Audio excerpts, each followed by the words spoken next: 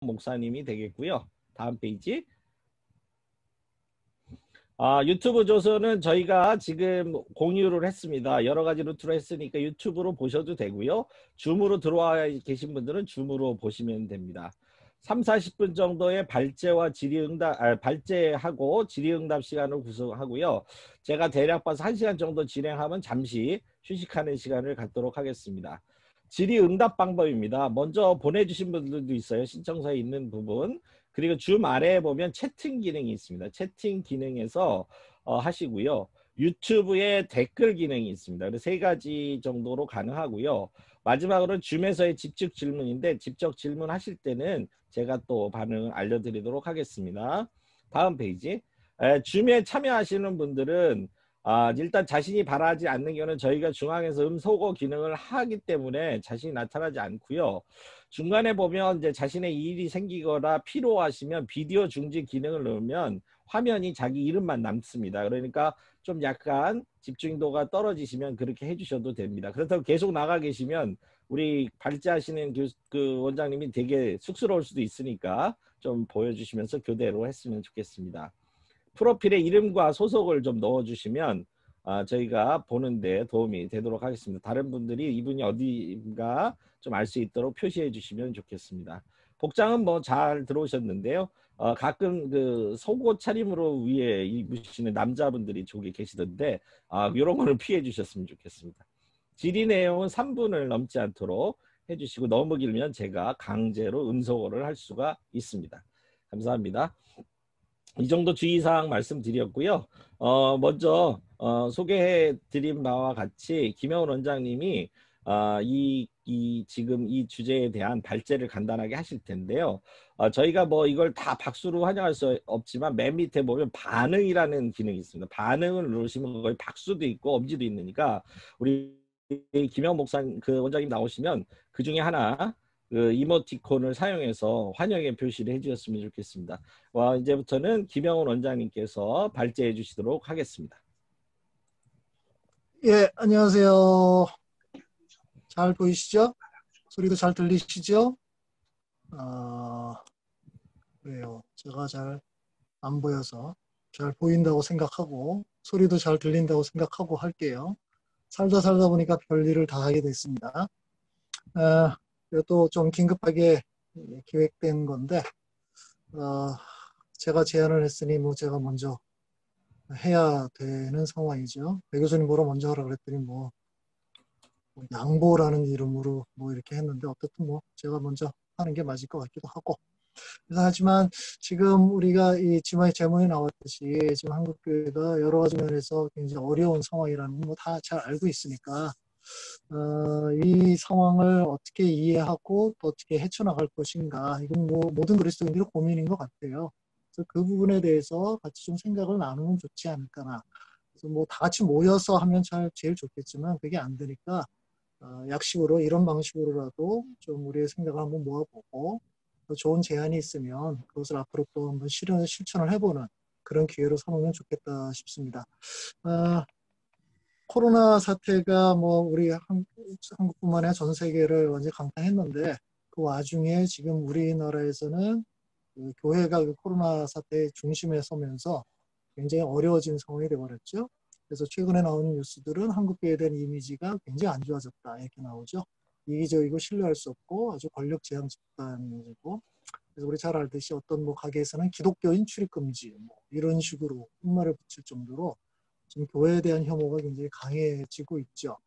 우리가 잘 알듯이 이 상황은 최근에 올해 일어난 두 가지 사건하고 관련이 되죠. 첫 번째는 그 대면 예배 방역 당국에서 교회에서 크고 작은 집단 감염이 계속 일어나니까 대면 예배를 좀 이렇게 멈춰달라. 그래서 비대면으로 예배를 해달라고 얘기를 했는데 거기에 대해서 주연 교단과 대형교를 중심으로 계속해서 반발이 나왔죠.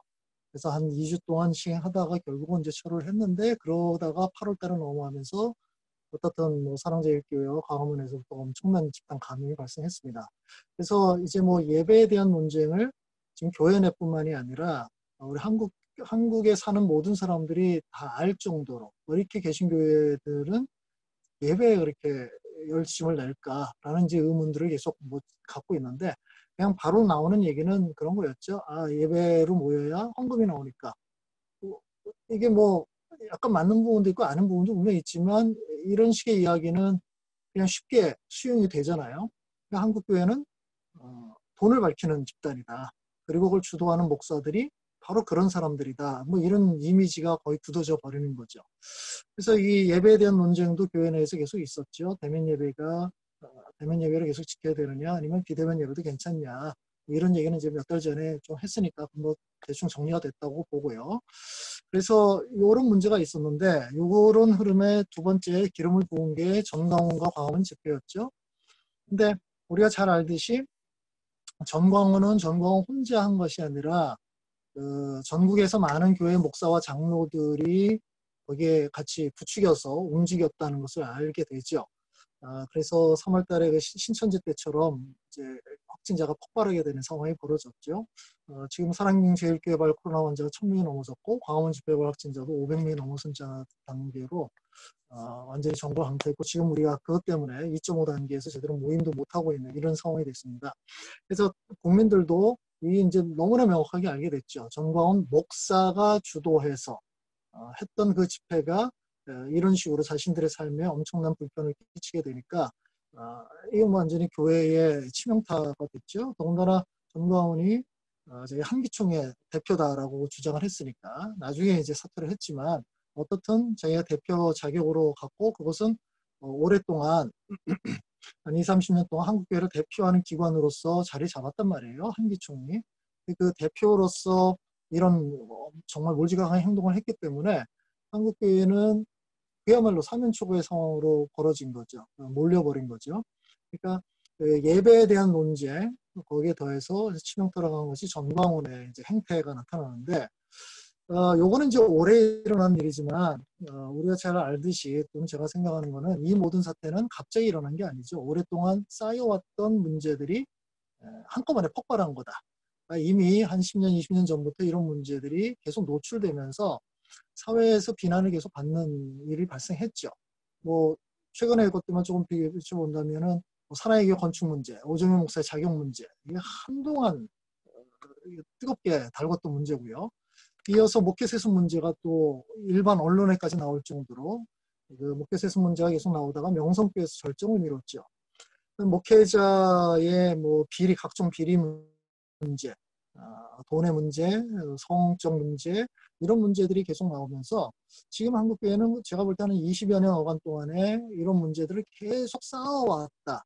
그게 지금 2020년에 코로나 사태 때 폭발한 것이 아닌가 이런 생각이 들어요. 그러니까 그전까지 한국교회가 정말 잘해왔다면 지금 뭐 이런 식으로 해도 뭐 이런 정도로 욕을 먹지는 않을 텐데 누적된 문제가 있기 때문에 이런 지금 한국교회 사면초가 상황을 몰리는 것이 아닌가 싶은 거예요. 그래서 지금은 개신교에 대한 사회적 인식이 급격히 추락하게 됐죠. 많은 기독교인들이 자신이 이제 기독교인이라고 말하는 것조차 부끄럽다. 그래서 정말 창피하다 이런 얘기들이 나돌 정도로 참 힘든. 어떻게 본다면 제가 생각해 보면은 기독교 역사 뭐 개신교 역사 한 130년 벌써 넘었네요. 135년 이 역사, 선교 역사를 본다면 그 역사 동안에 가장 힘든 시기를 좀 보내는 것이 아닌가 싶어요. 그러면 이것의 원인이 도대체 뭐냐? 저는 이런 문제의 좀 근본적인 원인을 좀 따져보는 게 좋을 것 같아요. 제가 5가지 정도를 이제 열거를 했는데 첫 번째는 그 예배 논쟁에서 나타났듯이 한국교회 그리스도인들은 상당히 강한 예식, 즉 예배 중심적인 신앙 행태를 가지고 있는 거죠. 이거는 이제 고대 이스라엘 백성, 이사야를 비롯한 많은 선지자들이 비판했던 것과 상당히 유사한 모습이라고 보는데 그들이 종교인이 된다는 거, 하나님을 믿는다는 것을 어떤 예식에 참여하는 걸로 이렇게 생각을 하는 거예요. 그러니까 예수 그리스도를 따르는 제자의 삶이라고 생각하기보다는 예배 참석하고 기도를 참석하고 헌금 내고 하는 이런 종교적 예식만 중요하게 여겼던 그 흐름이 이번에 그 예배 논쟁에서 폭발한 것이 아닐까라고 생각이 들고요. 두 번째 또 이유는 우리 한국교회의 이 신앙이 뭐 수평 수직이 있다면 주로 하나님과의 관계, 이 수직적 관계 일변도의 신앙으로 거의 고착돼 버렸다. 그러니까 아까 얘기했던 그 의식, 예식 중심주의하고 연결이 되는 거죠. 하나님 사랑과 이웃 사랑 얘기한다면 한국교회는 거의 하나님 사랑이라는 것을 가장 중요한 가치로만 두는 거죠. 그러니까 이웃사랑과 분리를 해버리는 거예요. 제가 선한 사마리아인의 비유를 보면 거의 제사장이 등장하고 레위인이 등장하지 않습니까? 그러니까 예수님의 의도가 거기 담겨 있는 것 같아요. 그들은 예식을 책임지는 사람들인데 그들이 실제로 옆에 있는 사람을 돌보지 않는 이 부분들에 대해서 지적하는 것이 아닌가. 이게 그대로 한국교회의 모습인 거죠. 그래서 하나님과의 관계만 다 잘 되면 뭐 옆 사람과의 관계는 아무 상관없다 이런 생각. 그러니까 지금 코로나를 확산시키는 주범임에도 불구하고 거기에든 상관없고 그냥 우리는 예배를 지킨다. 이건 지금 하나님과의 관계잖아요. 예배만 지키면은 모든 게 다 된다. 거기에 목숨을 걸어야 된다. 이런 생각. 성경에서 보면 형제를 위하여 목숨을 버리면 이에서 더 큰 사랑이 없다. 그렇게 얘기를 했음에도 불구하고 그거는 다 시궁창에 처박아 놓고 하나님과의 관계만 잘 가지면 된다라는 이런 생각이 있는 거고요. 세 번째는 반지성주의의 모습이죠. 그러니까 지금 이제 전광훈이 거리에 나온 거, 그 광장에 나온 거는 그들이 이제 그가 부르짖는 내용들이 있잖아요. 지금 조금 전에 이 모임에 하기 전에도 봤더니 스트레이트에서 JTBC로 나왔는데 계속 정치적 행동하죠. 문재인 빨갱이다. 뭐 문재인이 우리나라 공산화시킨다. 우리나라 뭐 문재인 정부 사회주의 정부다. 그들이 뭐 이슬람을 뭐 포용하고 동성애를 뭐 하고 뭐 이 사회주의적 정부를 만든 이런 얘기 완전히 정치적인 얘기인데 이게 우리가 볼 때는 뭐 우리가 보는 게 맞겠죠. 다 사실을 왜곡하는 부분이잖아요. 그리고 그런 상태에서 본인이 본해파라고 주장하는 거죠. 그러면 그 얘기는 뭐죠? 히틀러 이퀄 문재인이라는 얘기잖아요. 그게 누가 얼마나 안 물론 거기 온 사람들은 동의하겠네요. 지금 한 20, 30% 정도는 그 동의할 수도 있겠는데 볼 때는 이 사실 현상에 대해서 제대로 보지 못하는 것이고 그게 전광훈만이 아니라 아까도 얘기했듯이 전광훈을 앞에 내세워서 뒤에 숨어있는 수많은 한국 보수교회 교인들이 똑같다는 거죠. 이게 이제 반지성주의의 흐름하고 다 연결이 되는 거예요. 신학적으로도 무지하고 세상 일들에 대해서 너무 무지한 상황. 이러다 보니까 네 번째로 연결이 되지 않습니까? 이게 뭔가 잘 모르는 상태에서 행동만 앞서는 사람이 행동대장이 되는 거죠. 그 행동대장을 삼았던 사람은 이게 극우주의자들인데 이 사람들이 딱 본 거죠. 한국교회 와 행동은 빨라. 그리고 거기에 파워도 있고 돈도 있는 것 같아. 요것들을 이용해야지 라고 생각해요. 이런 생각을 초기에 했던 사람이 누구냐면 월간조선의 편집장인 조갑제였습니다. 90년대 후반부터 정권이 이제 김대중 정부로 진보 정권으로 넘어가면서 이제 보수 정부가 뭐 독재와 친일 뭐 이런 것이 연결이 되니까 새로운 동력을 찾을 수가 없었어요. 그래서 그 상황에서 새로운 동력 어딜까 쭉 봤더니 한국 교회가 보수 교회가 그 반공주의와 아주 자본주의를 굉장히 맹신하는 이 모습이 딱 나타난 거죠. 그래서 조갑제가 그때 아주 분명하게 얘기를 했습니다. 이제 우리 보수주의의 살 길은 교회에 있다. 그래서 조갑제는 그 다음부터 교회로 가서 간증 집회 아니죠. 그냥 정치 집회를 막 하기 시작합니다. 그래서 웬만한 대형교회는 다 다녔죠. 그게 벌써 한 20여 년 세월이 지난 건데 이런 측면에서 극우주의의 행동대장 역할을 이 보수 기독교가 하기 시작을 합니다. 그러니까 이렇게 되다 보니까 시대착오적인 이 생각과 행동을 계속 보여주고 있는 거죠. 그리고 우리가 잘 알듯이 이런 보수주의, 극우주의들의 형태는 우리 잘 친일과 독재 정권의 그 후예가 계속 지금까지 좀 오는 거 아닌가요? 근데 거기에 그냥 이용당하고 있는 거예요. 그러니까 이런 부분이 지금 전광훈이라는 걸로 그냥 드러난 거죠. 마지막으로는 이 모든 것들이 행동대장으로 나타났는데 원래 우리 잘 알듯이 보수교회가 1997년 이전에 결코 강적으로 나오지 않았습니다. 그들이 그때는 정교회를 내세우고 권세자에게 복종하라는 로마 13장을 금과 옥조처럼 생각하면서 그냥 뭐 독재 정부가 뭐 뭘 해도 사람을 뭐 엉터리로 잡아 가두고 가짜 재판에서 죽이고 해도 침묵을 일관했었잖아요. 그런데 정부가 진보 정권으로 넘어가면서부터 광장으로 나오기 시작했죠. 그 당시에 제 기억에는 한기총 대표회장이 그 길자연 목사였죠. 저는 뭐 목사라고 생각하지도 않는 존재인데 길자연이 나타나서 완전히 그 집회를 이제 하기 시작했습니다. 그때 사람들이 이제 물었죠. 기자들이 참 의아해서 원래 한국 보수 기독교는 정부에 복종하라고 가르치지 않았습니까? 근데 왜 갑자기 이렇게 나왔습니까? 그랬더니 제가 아마 그 무슨 신문인지 거기에 나와서 이제 인터뷰를 한 건데 딱 한마디 대답을 하더라고요. 기자 목사 상황이 바뀌었습니다. 이거 굉장히 이게 한국 교회의 딱 현 수준을 그러니까 한기총 대표 목사의 말이 딱 그거였어요. 우리가 신학을 잘못 알았습니다. 성경을 잘못 알았습니다. 이런 얘기 아니에요. 상황이 바뀌어서 뭐 상황이 뭐가 바뀌었어요? 보수 정부에서 진보 정부로 바뀐 거예요. 그것 때문에 그냥 우리는 거리로 나왔습니다. 근데 이게 문제가 된 거예요. 왜 그러냐면 진보적인 그리스도인들 같은 경우는 현실 참여, 사회 참여에 대한 전통이 굉장히 오래돼 있어요. 그래서 어떻게 해야 되는지에 대한 이론, 신학적인 기초가 상당히 탄탄하게 다 잡혀져 있는데 보수주의자들은 이런 해본 적이 없거든요. 그런 상태에서 갑자기 거리로 나온 거예요. 그러니까 사회 참여에 대한 제대로 된 신학이 자리 잡지 않은 거죠. 그래서 그들이 하나님 나라를 이제 그 다음부터 비슷하게 부르짖기 시작했고요. 지금 정관에도 보네포를 얘기하기 시작하고요. 와 이렇게 얘기를 해요. 지금은 그 사회 참여라는 것이 제가 지금 느끼는 거는 진보 진영에서 사회 참여라는 얘기가 지금 거의 다 사라져 버렸고요. 보수주의자들 중에서 사회 참여라는 얘기를 거의 전유하고 있는 상황이 돼버린 것 같아요.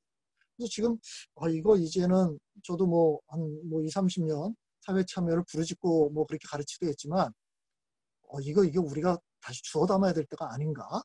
이런 생각이 들 정도로 그거 말고 원래 고전적인 그냥 아나베프티즘으로 가야 되는 게 맞는가라는 생각이 들 정도가 돼버렸어요. 그러니까 아무 준비도 안 된 상태에서 신학적인 준비도 안 돼 있고 사회적인 준비도 안 된 상태에서 갑자기 광적으로 쏟아져 나왔으니 도대체 나와서 뭘 어떻게 해야 되는지도 모르는 상황이죠. 그러니까 그냥 깽판 치는 걸로 모든 걸 대신하는 이런 상황이 계속 벌어진 거예요. 그러면 지금 이런 일들 속에서 이런 깽판 상황이 벌어지고 있는데 이 일이 앞으로 어떻게 될 거라는 거예요. 이제 두 가지로 나눠서 보면 외부적으로는 제가 생각할 때 한국교회 신뢰를 회복하기는 쉽지 않을 것 같아요. 그렇죠? 아마 많은 사람들이 이렇게 생각을 할 텐데 왜 그러냐면은 이게 단순히 요 몇 년 새 벌어진 일 때문에 그런 게 아니라 이미 한국교회 절정기를 이룰 때부터 이미 쇠퇴가 시작이 된 거죠. 그 절정기가 언제였나요? 제가 앞으로 나올 책에 이거 문제 좀 적어놨는데 제가 볼 때는 1980년대라고 생각을 합니다.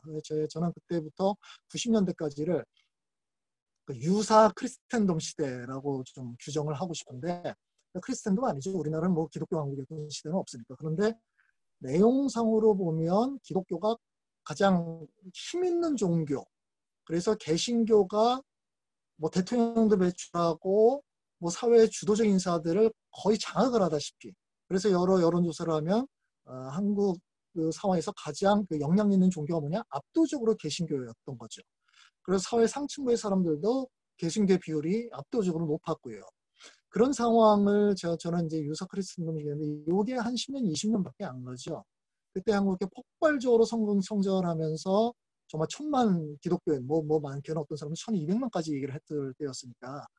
근데 그때부터 한국교회는 쇠퇴가 시작이 되죠. 그렇죠?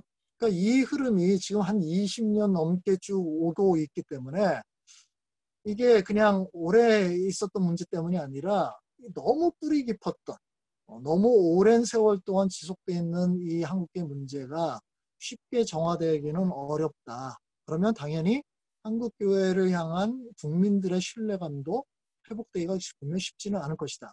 지금 이제 이 정광훈 사태가 터지면서 여기저기서 많은 교단과 단체들이 사죄 성명서를 발표하고 있죠. 우리 느헤미야도 다른 단체들과 합해서 우리 느헤미야 교회협의회도 같이 성명서를 냈습니다. 복교연이라는 데도 내고 청년 선교단체 연합 이런 데서도 내고 많은 데서 성명서를 내고 있는데 그래서 이게 얼마나 효과가 있는지는 잘 모르겠어요. 거기서 한국교회가 이렇게 이런 심려를 끼쳐도 죄송합니다. 이런 얘기를 하고 있는데 그 반응들 댓글 달리는 거 보면은 긍정적으로 보는 것보다 그렇지 않은 게 훨씬 더 많은 것 같아요. 니들 말로 떼우려 그러냐라든지 니들도 도끼 객긴 똑같다라든지 이런 댓글들이 훨씬 더 많은 것 같아요. 내가 기독교에 이런 사람도 있었구나. 그런 게 조금 있기는 해요. 근데 그게 다수는 아니고 여전히 뭐야 니들이나 다 똑같잖아. 니들 왜 면피하려고 그래. 이런 식의 반응들이 훨씬 더 많은 것 같거든요. 더군다나 더 심각한 거는 지금 이 한국교회가 인식이 안 좋아진 거, 그 대상이 가장 중요한 대상이 20대 이하 젊은 층에서 이게 더 심하다는 거죠. 그러니까 나이 든 사람들은 그래도 평생 동안 저희 살아가면서 기독교의 덕을 본 부분들이 좀 분명히 좀 있습니다. 이런저런 형태로. 그런데 지금 젊은 세대, 20, 30대 이하의 젊은 세대는 그런 거 별로 없어요. 그들이 자라날 때부터 기독교는 파워 종교였고 힘으로 막무가내 몰아붙이는 이런 종교였다는 거죠. 근데 그런 상황에서 완전히 그것을 확인시켜주는 일들이 지금 벌어졌기 때문에 그들에게 있어서는 교회는 그냥 딱 이미지가 굳어져 버릴 것 같아요. 아, 교회 이기적인 집단, 한국교회, 한국 사회에 해를 끼치는 집단, 막무가내 집단, 말이 안 통하는 집단, 이렇게 굳어져 버려요. 그러면 거기에 왜 들어가고 싶겠어요? 이런 측면이 있기 때문에 지금 나이 든 교인들이 교회에 여전히 많지만 이 세대가 다 지나고 난다면 한국교회가 다시 회복될 길이 얼마나 있을까 저는 상당히 회의적으로 봅니다. 내부적으로 이하고는 좀 맞물리는 부분인데 교회 내부적으로 보면 지금 이 코로나 사태와 한국교회 욕을 먹는 이 부분들이 교회 내부에 있는 젊은 층에게 심각한 타격을 주고 있다는 거죠. 그러니까 나이가 드신 교인들은 그래도 산전수전 다 겪었기 때문에 그럼에도 불구하고 그래도 이제 교회에 있어야지, 그래도 하나님 믿어야지, 뭐 이렇게 좀 갈 수 있는데 젊은 층, 또 지금 주일학교에 있는 이런 어린 그 신자들 같은 경우에 있어서는 이게 참 쉽지 않은 상황이죠. 지금 이제 온라인으로 예배를 많이 드리고 있잖아요. 근데 여러분 교회들마다 온라인 예배를 다 하고 있는데 주일학교는 어떤가요? 그래도 뭐 작년들 같은 경우는 온라인으로 예배를 드리면서 이렇게 했는데 조금 좀 불편하고 이런 게 있지만 그래도 뭐 40대, 50대, 60대 이런 정도는 뭐 이제 7, 80대 넘어간 좀 더 불편한 부분이 있지만 이 50대, 60대 이 정도까지는 그래도 적응하는데 큰 무리가 없을 거예요. 근데 문제는 주일학교거든요. 주일학교 온라인을 한다? 유초등부, 중고등부? 중고등부는 모여서 예배를 드려도 다 엎드려서 태반이 자고 있는 이런 상황인데 그 친구들이 온라인으로 예배 드린다? 얼마나 제대로 마음을 먹어서 예배를 드릴 거냔 말이에요. 그럼 자기네들이 얼마나 또 교제가 될 거냐는 거예요. 그러면 유초등부는요. 유치부는, 유아부는 이게 참 어려운 상황이 된 거죠. 그러니까 오프라인으로 하면 그런 대로 그래도 붙잡아 두고서 뭔가를 할 수 있을 텐데 온라인으로 하게 되면 이 부분이 점점 힘들어지는 거예요. 이게 저는 이 코로나 사태가 지금 앞으로 내년 말까지 거의 지속이 될 텐데 거의 2년 가까이 이렇게 되면서 자칫 잘못하면 교회가 제대로 준비를 하지 않으면 교회 내에서 한 세대가 엄청나게 타격을 받을 수가 있겠다라는 이제 생각이 들게 됩니다. 또 다른 측면은 지금 이렇게 되면서 교회 새신자가 거의 안 오죠. 전도를 할 수가 없는 상황이죠. 코로나 이렇게 되면서 다 명단 작성해야 되고 그러니까 새로운 사람이 오지 못하는 굉장히 경계했던 분위기였잖아요. 더군다나 3월달, 4월달에 신천지에서 폭발하면서 새로운 사람은 교회 절대 받지 않는 이런 이거는 교회가 할 수 없는 행동이었잖아요. 교회는 언제나 문을 열어두고 누구든지 받아들이는 교회였고 그렇게 하면서 복음을 전하고 교회가 계속 재생산해 나가는 이런 모습이었는데 지금은 문을 꼭꼭 걸어 잠그고 있는 상황이에요. 그러니까 정말 순수한 마음으로 나 교회 가고 싶다, 하나님 알고 싶다고 해도 이게 교회를 지금 가기가 어려워요. 지금 예배도 제대로 안 드리고 있으니까 할 수가 없는 거죠. 드렸다, 안 드렸다 이런 상황에서. 그러니까 이것도 지금 한국교회가 가뜩이나 쇠퇴하고 있는데 그것을 더 촉진하는 상황이 됐고요.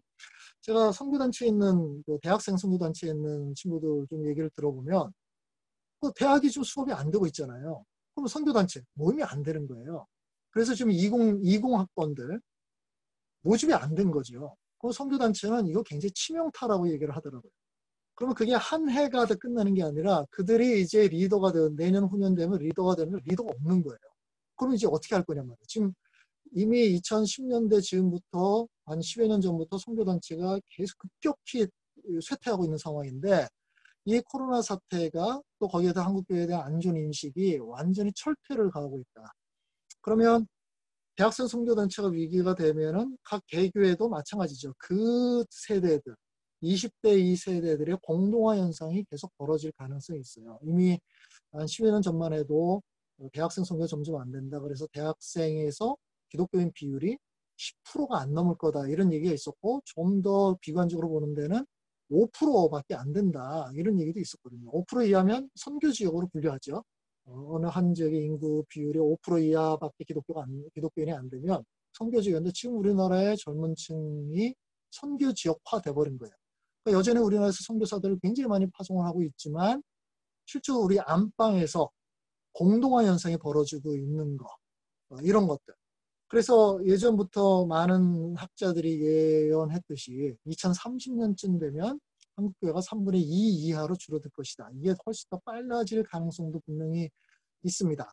자, 이렇게 두 가지 이제 흐름들이 있는데 이 상황에서 사람들이 두 가지 반응을 또 보여주기도 합니다.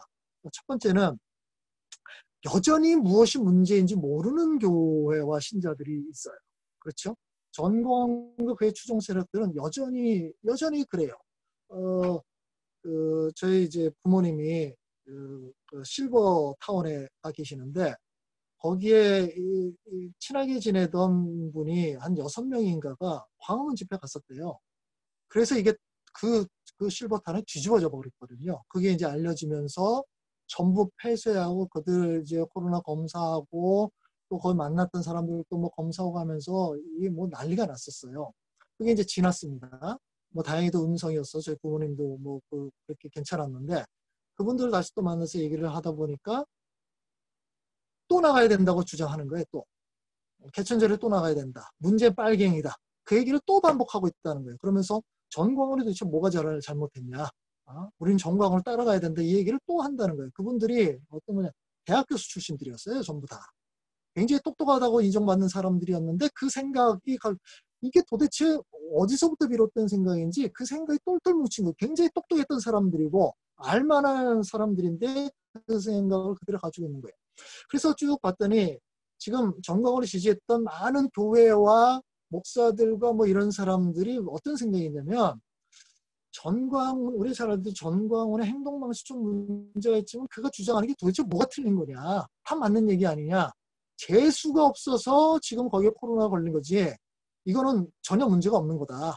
이 생각을 그대로 가지고 있는 거예요. 그래서 공산화를 막기 위해서는 문제는 끌어내려야 하고 동성애 천지가 되는 거 막기 위해서도 차별금지법을 막아야 되고 그래서 계속해서 기독교인들 광장에 나가서 반정부 투쟁을 이어간다. 이 생각 전혀 굽히지 않고 있습니다. 지금 뭐 보수 교단에서 전광훈이 이단 뭐 이렇게 한다고 하지만 요거는 꼬리 자르기죠. 그들의 근본적인 생각 절대로 안 바뀌었습니다. 그러니까 여전히 무엇이 문제인지 모르는 교회와 신자들이 여전히 굉장히 많다는 거예요. 물론 이제 두 번째로 다행인 것은 아까도 얘기했듯이 많은 교회와 단체, 뭐 교단에서 사과 성명으로 신뢰를 회복하기 위한 이제 노력을 기울이고 있는데, 그리고 이제 페북이나 뭐 교회 문 앞에, 어떤 교회는 교회 문 앞에 뭐 사주연된 글을 올리기도 하고요. 전광훈이 이단으로 규정하는 움직임도 보이고 있죠. 근데 아까도 말씀드렸듯이 이게 단기적이고 소극적이고 이게 면평으로 그치게 되면 별 효과가 없을 거라는 거예요. 그리고 실제로 좀 효과가 있다고 할지라도 이런 움직임은 마이너스로 한참 물러나 있던 거를 좀 제로로 돌려놓을까 말까 하는 이런 정도의 운동 효과밖에 없다는 거죠. 워낙 저 마이너스 돼버린 거예요. 근데 우리가 사과하고 성명서 발표하고 이런 거는 그거 조금 좀 제로, 원래 원상태로 좀 복구하려고 애를 쓰는 건데 이게 얼마나 효과가 있을지 모르겠습니다. 물론 이것도 필요한 부분이에요. 그런데 더 중요한 질문은 그러면 도대체 우리가 어떻게 구체적으로 뭘 할 수 있을 것인가라는 거죠. 마지막으로 이 부분을 좀 생각을 해보죠. 그러니까 한국 교회에 이런 수많은 문제들이 있는데 이 속에서 우리는 도대체 무엇을 구체적으로 할 수 있을까? 제가 여기서 모든 답을 다 줄 생각은 없습니다. 뭐 저도 능력도 안 되고. 근데 이제 우리가 좀 같이 좀 생각을 나누고 싶은 건 바로 요겁니다. 제가 요거를 좀 간단하게 얘기를 하겠지만 여러분들도 생각하시는 것들이 있을 거예요. 요거를 이제 뒤에 제가 다 요 강의가 끝난 다음에 그런 의견들을 좀 내주시면 좋지 않을까. 그래서 우리 생각을 모으고 그래서 할 방향을, 행동 방향을 좀 정하면 좋지 않을까라는 생각이 들어요. 제가 이제 세 가지 차원으로 나눴는데 첫 번째는 우리 각자, 그리스도인 개인은 무엇을 해야 할 것인가라는 거예요. 그 이스라엘 선지서를 이렇게 보게 되면 이스라엘이 이제 멸망하는 상황에서 선지자들이 이제 한탄을 하죠. 근데 이스라엘 국가가 무너졌지만 근데 우리 잘 알듯이 이스라엘 신정일치 사회였으니까 종교와 정치 이게 같이 무너지는 거잖아요. 근데 선지자들이 비판했던 거는 사회적 문제와 더불어서 종교적 문제 이게 다 뭐 구분하기가 좀 어려운 상황이었죠. 그렇게 이제 비판을 했던 것인데 그래서 그들이 국가적으로도 망했지만 여호와의 종교도 망해가는 이런 부분들을 쭉 얘기를 했던 건데 그 상황 속에서 선지자들은 계속 백성들을 하나님 앞에 오라고 얘기를 하죠. 하나님 앞에. 뭐 이사야가 얘기했듯이 하나님 앞에 나와와라. 너희 죄가 주홍 같을지라도 이렇게 이런 얘기를 계속하면서 계속 초청을 하는 부분이 있어요. 저는 일단 가장 기본적인 부분들은 우리가 다시 하나님 앞에 무릎 꿇는 작업을 해야 되지 않을까. 그러니까 어떤 면에서 우리도 이 세상에 복잡하고 수많은 문제들의 정신이 너무 팔려 있는 것이 아닐까 싶어요. 그렇게 되면서 교회가 무너진 안타까움, 우리 국가적으로 무너진 안타까움이 분명히 있지만, 그러나 선지자들이 생각하는 그 해법은 어떻든 간에 다시 하나님 앞에 나아가자라는 이 부분들 있죠. 거기에서부터 이제 회복의 길을 이제 찾아가는 것이죠. 근데 이제 이런 부분에서 좀 어려운 것이 있는데, 이게 뭐냐면, 지금 이런 상황을 보면서, 나 이제 목사 장로들의 이제 환멸을 느꼈어. 나 교회의 환멸을 느껴서, 나 이제 기독교를 안 할래. 나 교회를 떠날래. 이런 사람들이 계속 늘어날 거라는 거예요. 이게 참 어려운 부분인데, 제가 이제 그 예전에 중무 시절에 저희 다녔던 교회가 목사 장로들이 엄청나게 싸워서 교회가 분열됐던 적이 있었거든요. 교회가 완전히 두 조각이 나버렸어요. 한 몇 년 동안 싸웠죠. 제 기억에 한 6년 정도 교회가 싸웠어요. 막 그 예배당 건물 뺏기고 뭐 서로 고소하고 뭐 해서 대법원까지 올라가서 뭐 엄청나게 싸웠거든요. 그 싸움이 시작이 진행이 되면서 어떤 일이 벌어질까요? 제 그 선배, 형님 누나들 대부분이 교회를 떠났습니다. 그 교회를 떠나서 다른 교회를 간 사람도 있는데 아예 교회를 그 기독교의 환멸을 느끼고 떠난 사람들이 꽤 많았어요. 좀 안타까운 거죠. 그렇죠? 그래서 우리는 이제 이런 사람들의 고민을 많이 듣게 됩니다. 목사가 잘못하면 목사 썩었어. 그러면 목사가 썩은 게 기독교가 썩은 거. 이렇게 이제 동일시 해버리는 거죠. 그렇죠? 뭐 그거를 완전히 틀렸다고 말하기는 뭐 어렵기는 하겠지만, 왜냐면 목사와 장로들이 교회에서 가장 눈에 잘 띄고, 그러니까 그들의 영향을 사람들이 제일 많이 받는 건 자연스러운 것이겠죠. 그렇지만 그들이 교회가 전부는 아니죠. 그렇죠? 그리고 우리가 그들 때문에 우리가 기독교인이 된 것도 아니죠. 근본적으로 한다면 하나님을 만났기 때문에 기독교인이 된 부분이잖아요. 그러면은 지금 이런 굉장히 어려워진 상황 속에서 우리가 다시 결국은 하나님께로 돌아가는 것, 우리의 신앙의 기본이 무엇인가를 좀 생각하는 기회로 삼아야 되지 않겠느냐는 거예요. 그러니까 아무리 생각을 해도 우리의 신앙의 기초는 하나님과 나와의 관계였고 만남이었죠.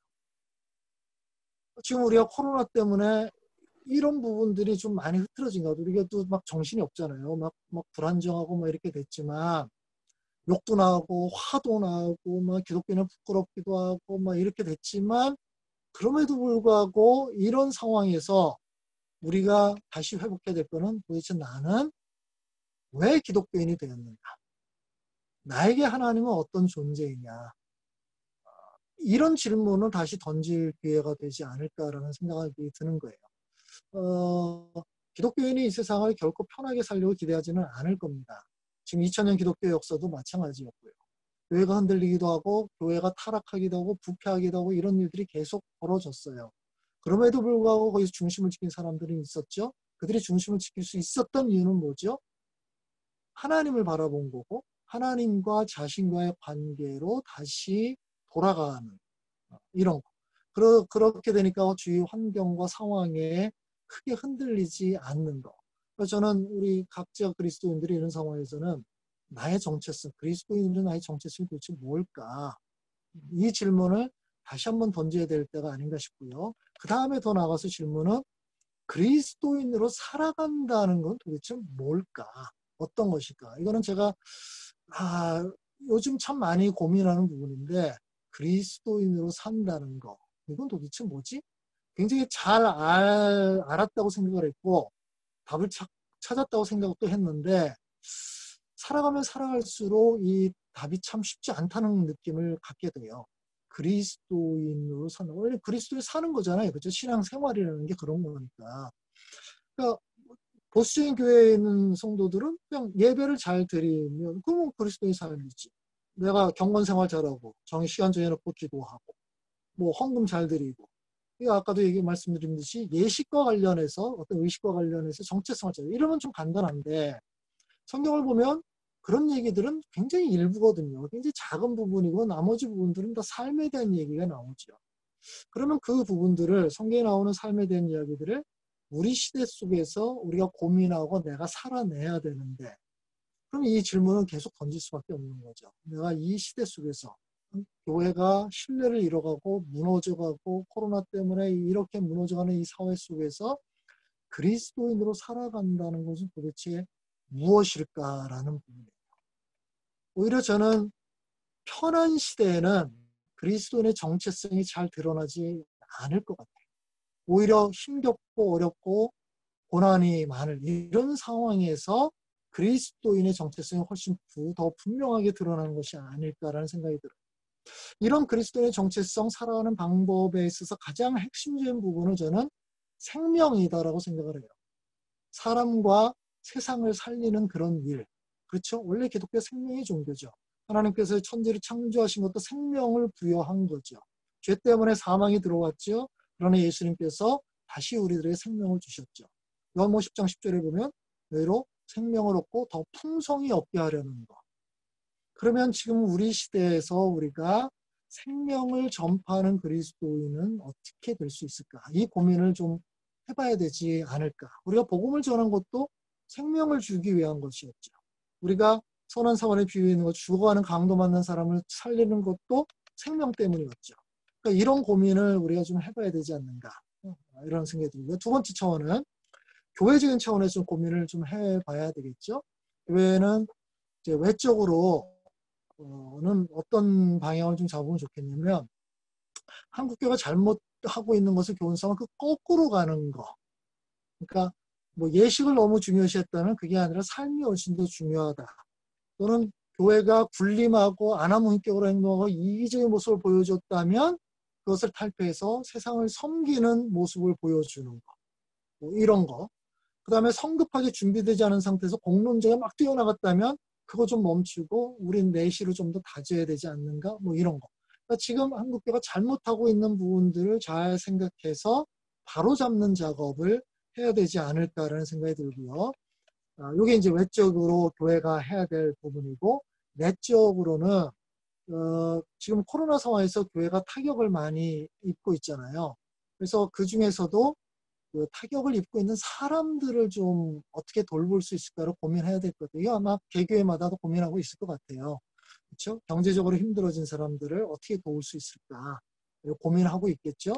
그런 부분들을 좀 더 세밀하게 좀 찾았으면 좋겠고 또 제가 아까 말씀드렸듯이 우리 아이들, 주일학교, 청년들, 그다음에 초신자들, 구도자들 이분들을 우리가 지금 이 코로나 와중에 어떻게 돌볼 수 있을까? 지금 오프라인으로 만나지 못하기 때문에 이 노력이 좀 게을러질 수 있거든요.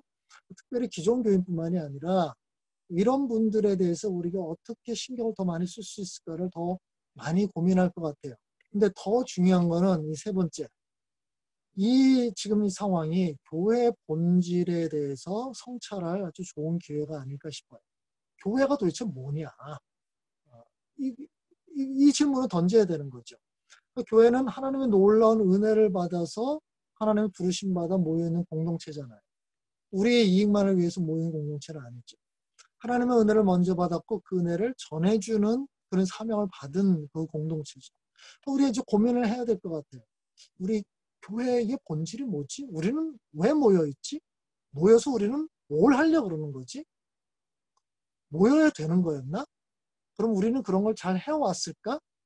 그러면 지금 한국교회가 신뢰를 완전히 잃어버린 이 상황에서 우리는 뭘 할 수 있을까? 이 질문은 어떻든 교회 본질, 교회 정체성에 관한 질문으로 들어간다고 보거든요. 저는 이제 대면 예배가 다 이게 중단되면서 그러면 사람들의 관계가 오히려 이제 잘 안 되잖아요. 대면적인 사람을 만나지 못하니까. 근데 제 주변에 보면 굉장히 공동체성이 강한 교회들은 이러면 크게 영향을 받지 않더라고요. 이미 그 교회의 움직임을 예식 중심으로 하지 않았어요. 관계 중심으로 돼 있었던 거예요. 평소에. 그러니까 주일에만 모이는 이런 모임을 하지 않았던 거죠. 평소에 우리가 삶의 공동체지 않냐 이런 흐름들을 계속 해왔기 때문에 예배가 중단이 돼도 크게 타격을 받지는 않는 거예요. 저는 이게 오히려 지금 대면 예배가 중단된 것이 우리의 그 본질을 다시 한번 질문을 던질 때가 되었다라는 생각이 들어요. 그래서 거기에서부터 다시 우리는 왜 모였지? 하나님 우리를 왜 모이라 그랬지? 모여서 뭘 하라는 거지? 교회가 그냥 예식의 공동체인가? 아니잖아. 삶의 공동체 아니야? 뭘 나눠야 되지? 예루살렘 교회 보니까 그들이 늘 같이 모이고 같이 밥도 먹고 서로 나눠주고 돈도 나눠주고 깨주고 이게 교회 모델인가? 그럼 이거 우리는 어떻게 해야 되지? 이런 고민들을 지금 해야 될 때가 되지 않았는가라는 거예요. 앞으로 이제 뭐 많은 얘기를 하죠. 가난한 성도도 좀 더 늘어날 것이다. 그럼 온라인 예배에 이제 익숙해질 것이다. 교인들이. 그러니까 이게 편해지니까 나중에 대면 예배가 되더라도 온라인 예배만 그냥 참여하는 사람들이 많겠다. 이거는 교회 본질을 지금 잃어버린 거잖아요. 교회가 그냥 예배 드리려고 모인 것은 아니잖아요. 저는 어떤 면에서 예배는 결과라고 생각이 드는데 그렇다면 우리 질문을 다시 던져야 되는 거죠. 도대체 우리는 왜 모였는가? 도대체 뭘 하려고? 그 다음에 모여서 우리가 나눠야 될 내용들은 도대체 무엇일까를 좀 고민을 해봐야 될 때가 되지 않았는가 생각하는 거예요. 그런 측면에서 교회의 본질은 또 다른 측면에서는 이 시대를 거슬러가는 교회였다는 거죠. 초대교회부터의 역사를 보게 되면 교회가 세상에 순응할 때 교회는 타락하기 시작하죠. 교회가 힘을 얻었을 때 교회는 타락하기 시작합니다. 그러나 교회가 오히려 힘을 얻을 때는 세상과 거꾸로 갈 때였다는 사실을 우리가 분명히 압니다. 그렇죠? 그러면 이 시대와 거꾸로 갈 수 있는 방법이 도대체 뭐냐는 거예요. 지금 우리나라 아파트 가격이 너무 많이 올랐잖아요. 뭐 수도권만 그러나요? 너무 많이 올랐죠. 교인들 중에서 이득을 보는 사람이 굉장히 많을 거예요. 근데 저는 교인들이 자기 아파트 값이 올랐다고 그냥 좋아만 하면 저는 안 된다고 생각해요. 우리 잘 알잖아요. 아파트 값이 지금 너무 많이 올랐다? 그거 누구 돈이에요? 지금 집 없는 사람 또는 젊은 사람들의 돈을 빼간 거잖아요.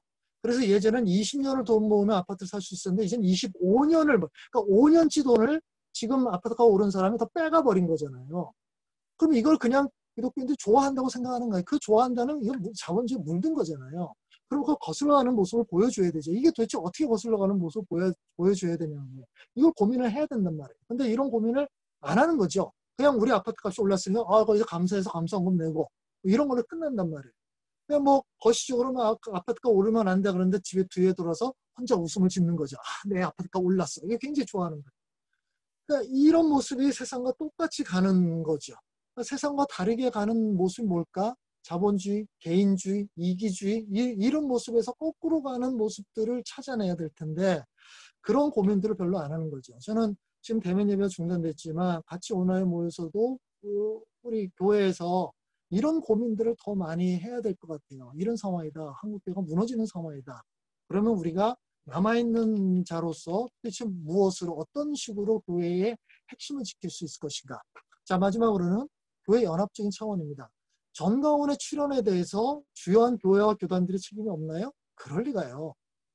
계속 제가 말씀드렸듯이 그들이 전광훈을 출연시킨 모판이었죠. 그렇죠? 지금 우리나라 주요 교단들이 전광훈을 내세우고 만들어 놓은 거잖아요.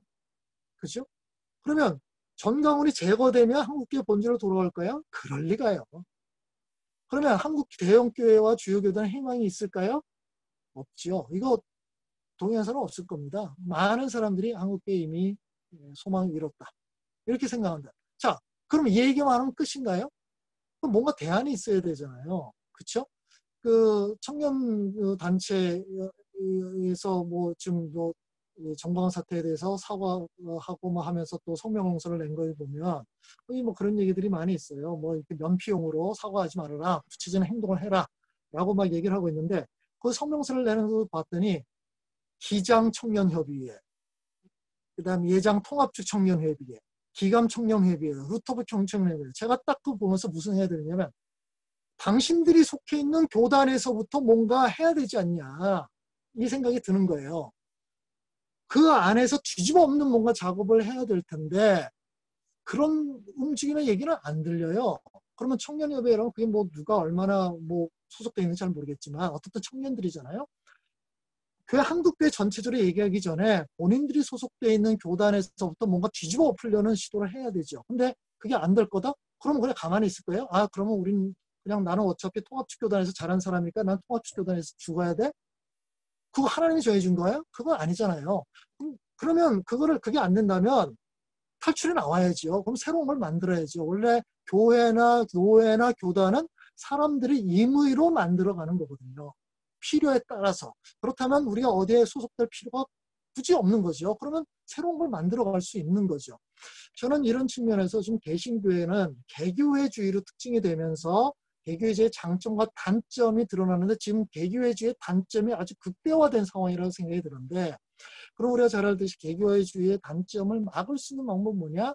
우리가 그래도 함께 연합해야 되지 않느냐. 연합하는데 지금 연합된 단체들 노회, 총회, 한교총, 한교협, 한기총 이거 다 썩었다면 우리가 손가락질만 하고 가만히 있으면 뭐가 새로운 게 만들어지냐는 거죠. 이런 측면에서 저는 다시 또 저 결론 내리면 느헤미야 지금 교회협에 우리 같이 모인 이 모임이 굉장히 소중하다고 생각해요. 이게 뭐 별것 없는 사람들이 모였어요. 몇몇도 안 되죠. 그렇죠? 교회도 몇 개 안 돼요. 근데 이런 것이 없으면 손가락질만 한다면 그건 대안이 안 되는 거죠. 원래 모든 대안은 작은 씨앗에서 또 출발하죠. 그렇죠? 겨자씨처럼. 그것이 나중에 큰 나무가 이룬다 그러는데 우리가 뭐 얼마나 큰 나무가 될지 모르겠지만 어떻든 큰 나무가 될지 어떨지 모르지만 우리는 씨앗을 뿌린다. 이런 시도를 하는 것.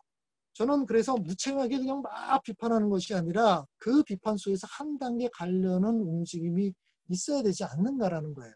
그렇게 하면서 여기 그래도 조금이라도 원래 이제 세상 모든 일은 다 상대적이지 않습니까? 모두가 다 나쁘다 이런 건 아니잖아요. 더 나쁜 놈이 있고 좀 덜 나쁜 놈이 있고 정말 좋은 사람 있고 좀 뭐 그런 사람이 있잖아요. 원래 세상이 다 그렇잖아요. 그렇다면 우리는 이렇게 다 썩었지만 좀 덜 썩은 그래도 좀 덜 나쁜 이런 것들이 또 있지 않냐 이런 것들을 만들어가는 시도를 해야 되지 않는가 그런 측면에서 우리 느헤미야 교회 협의회는 상당히 의미가 있다고 생각을 해요. 자 결론을 내려본다면 마무리 지읍시다.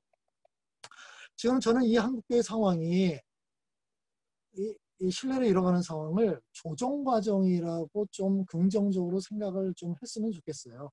굉장히 비관적이지만 좀 긍정적으로 생각한다면 조정 과정, 그렇죠? 다시 좀 이렇게 추스리는 과정이라고 생각을 하면 어떨까 싶은 거예요. 그렇죠? 교회 역사를 봐도 쭉 그렇죠. 쭉 올라갔다가 떨어졌다, 올라갔다가 떨어졌다. 그러면서 다 조정 거치고 다 정리가 되고 이렇게 가고 있는 거. 한국교회가 지금 100여 년 동안 막 질주해 왔습니다. 그러다가 지금 이 사태가 벌어지고 있는데 이게 조정하고 있는 그 때가 아닐까. 역사는 돌고 돌죠. 그렇죠? 해 아래 새 것은 없다. 맞습니다. 사람들의 삶이 늘 비슷해요. 교회 역사도 비슷하죠. 그래서 이렇게 조정 과정을 거치면서 예전에 있다가 없었던 교회, 예루살렘 교회, 에베소 교회, 고린도 교회, 빌립보 간도 교회 지금 없잖아요. 다 어디로 간지 몰라요. 역사적 소임을 다하고 다 사라진 거죠. 제가 시카고에서 공부할 때 거의 무디 기념교회를 갔었어요. 무디 기념교회 100년 전에는 거의 가장 번성한 교회였어요. 지금 제가 가봤더니 예배당 엄청나게 큰 예배당이 3분의 1밖에 안 차 있더라고요. 바통에 넘어간 거예요. 저는 우리나라도 큰 흐름으로 보면 이렇게 진행됐다. 예전에는 우리나라를 대표하는 교회가 뭐였습니까? 영락교회, 충영교회였죠. 지금은요. 그렇지 않았잖아요. 또 그다가 80년, 90년 들어면 사나이교회, 소망교회, 강림교회, 온누리교회 지금 또 새로운 교회들 나오는데 계속 이런 대형 교회로 갈 거냐? 아닐 거라는 거죠. 새롭게 조정 과정이 있을 것이다 라는 생각이 들어요. 그렇다면 이런 상황을 너무 비관적으로만 생각하지 말고 그렇게 조정하는데 우리가 조금이라도 힘을 보탤 수 있으면 정말 한교가 다시 좀 살아날 수 있는 좀 흐름이 생기지 않을까라는 생각을 하게 됩니다. 그래서 이제 마지막으로는 이런 상황 속에서 우리는 한국교회 무너지는 것을 뭐 고소하게 여기지 말고 고소하게 여길 사람이 없겠죠. 오히려 하나님 앞에 다시 좀 매달리면서 긍휼을 베풀어 달라고 간구해야 될 때가 아닌가 싶어요. 하나님 한국교회를 불쌍히 여주십시오. 한국교회 무너지더라도 여기서 그루터기를 남겨두시고 거기서부터 새로운 싹을 이끌어내 주십시오. 혹시 제가 또는 우리가 그 그루터기에 조그만 역할을 할 수 있다면 저의 부족함을 가려주시고 저희를 좀 사용해 주십시오.